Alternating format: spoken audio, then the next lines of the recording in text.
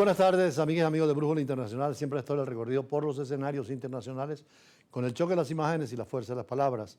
Sigue el conflicto con la preocupación de la comunidad internacional entre Israel e Irán, con el lanzamiento de misiles tanto de Israel como de Irán, destruyendo, por cierto, propiedades, perdiéndose vidas, aunque Israel dice que solamente está sobre sitios militares y nucleares, y en el caso de Irán sobre centros estratégicos. Sin embargo, las guerras se escapan a la protección civil y el derecho internacional humanitario prohíbe precisamente atacar a la población civil. Sin embargo, en ambos casos ha habido muertes y destrucciones. Lo más grave es que podría ser una tercera guerra mundial porque Irán podría tener algunos elementos nucleares e Israel tiene la bomba atómica también. Un misil iraní llegaría en 10 minutos entre Teherán y Tel Aviv y por lo tanto también en 10 minutos estaría un misil de Israel en Irán destruyendo la gran parte de la población y con el triple efecto de las bombas atómicas que vimos en Hiroshima y Nagasaki, como son el efecto calórico, el efecto radioactivo y el efecto mecánico de todas las armas. Además, con la inteligencia artificial y la robótica, hoy las armas son, como hemos visto con los drones volando sobre Tel Aviv, sobre Jerusalén y sobre Teherán, destruyendo propiedades y además centros tecnológicos y científicos y sobre todo algunos elementos fundamentales de la vida y política de cada país. De allí que es importante el llamado de la comunidad internacional. Hoy se reúnen las grandes potencias precisamente para discutir y llamar a la paz a Irán y a Israel, pero el problema sigue y puede convertirse en un problema de carácter mundial y, como decíamos, gravemente con armas atómicas. Por eso veamos cómo Irán lanzó los misiles contra varias ciudades de Israel en respuesta a los bombardeos israelíes que alcanzaron el territorio iraní por cuarta noche consecutiva y grandes destrucción y pérdidas de vidas. Irán lanzó el lunes nuevos misiles contra varias ciudades de Israel. La República Islámica respondió así a los bombardeos israelíes que alcanzaron el territorio iraní por cuarta noche consecutiva.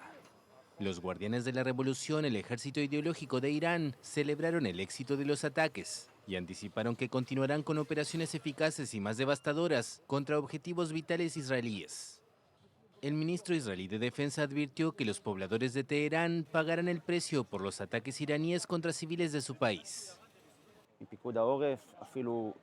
Recibimos 3 alertas e inmediatamente entramos en el refugio con mis 5 hijos y el perro.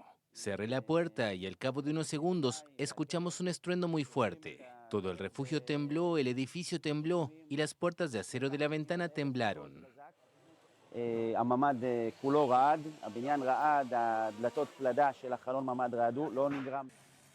El conflicto empezó el viernes, cuando el ejército israelí lanzó un ataque sin precedentes contra Irán, con el objetivo declarado de evitar que su enemigo se dote de armas nucleares.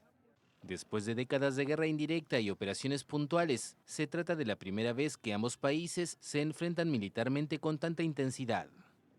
Los ataques israelíes del lunes estuvieron dirigidos a varios puntos a lo largo de Irán, después de bombardear la capital, la ciudad sagrada de Mashhad e instalaciones militares en el oeste del país. El ejército israelí reivindicó haber destruido un tercio de los lanzadores de misiles tierra-tierra en el país.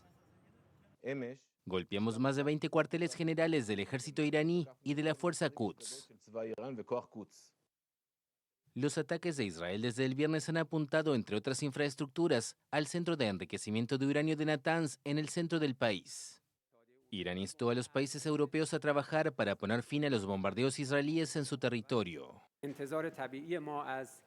Nuestra expectativa natural de los países europeos en las circunstancias actuales es que se centren en detener la agresión, responsabilizar al agresor y condenar las acciones de este régimen contra las instalaciones nucleares de la República Islámica de Irán. El Organismo Internacional de Energía Atómica informó que la parte subterránea de la instalación nuclear de Natanz, donde se sitúa la principal planta de enriquecimiento de uranio, no fue alcanzada por los bombardeos. The level of radioactivity outside the Natanz. El nivel de radiactividad fuera del sitio de Natanz se ha mantenido sin cambios y en niveles normales, lo que indica que no hay impacto radiológico externo a la población o el ambiente por este evento. The population or the environment from this event.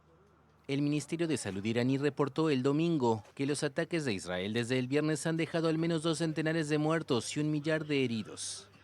Del lado israelí, la oficina del primer ministro Benjamín Netanyahu subió el lunes el balance de víctimas a una veintena desde el viernes, incluyendo una decena de personas que murieron el lunes. Uno de los temas más delicados es el tema petrolero, porque Irán es el segundo país productor de petróleo de la OPEP y el productor más importante de gas, en segundo lugar también, con lo cual los depósitos de petróleo y de gas pueden ser bombardeados por Israel. Y además Irán ha amenazado con cerrar el estrecho de Hormuz, por donde sale el 40% del petróleo del mundo, y sin una crisis global, sobre todo en el mundo de la energía, llevando el precio del petróleo, como ahora vemos, todavía mesurado, pero que podría ser a límites que nunca ha habido. Pero si la guerra prosigue, también complicarse con la comunidad internacional. Hay que ver la actitud de Estados Unidos, de Rusia, de China y de la Unión Europea, que son los factores más importantes. Sin embargo, en este caso es difícil prever qué va a pasar las próximas horas, porque tanto Israel como Irán dicen que van hasta el final, y el final, en este caso de la guerra, es la destrucción total, sobre todo si Israel, que tiene bombas atómicas, dispara un misil contra Teherán o la capital de este país, y además si Teherán tiene también armas de destrucción masiva, podrían emplearlas contra Israel. Preocupa mucho a los árabes porque Israel es un pequeño estado rodeado del mundo árabe y hay una pugna permanente entre el chiismo y el sunismo, donde Arabia Saudita e Irán representan los dos polos. Lo cierto es que el mundo está preocupado por la situación actual. Claro, el petróleo venezolano sube de precio, ojalá aprovechemos esos recursos, pero pidamos, sin estar de parte de uno o de otro, la paz, la solución final, como dicen las Naciones Unidas en la Carta, el artículo 133, solución pacífica a las controversias internacionales. Sobre esto profundizamos en el día de hoy y más adelante hablaremos de la religión, la iglesia, con su excelencia, el arzobispo de Caracas. La semana se inicia con la angustia y la preocupación frente a la posible guerra no solamente entre Israel e Irán, sino que se extiende a plano regional y que puede implicar también a las grandes potencias con una tercera guerra mundial. Esta situación evoca las profundas ansiedades de conflictos globales pasados, pues lo de hoy es un conflicto bilateral que podría escalar rápidamente a un conflicto de carácter mundial. Las complejas dinámicas del petróleo junto a los factores culturales, ideológicos y políticos son elementos incendiarios en la región.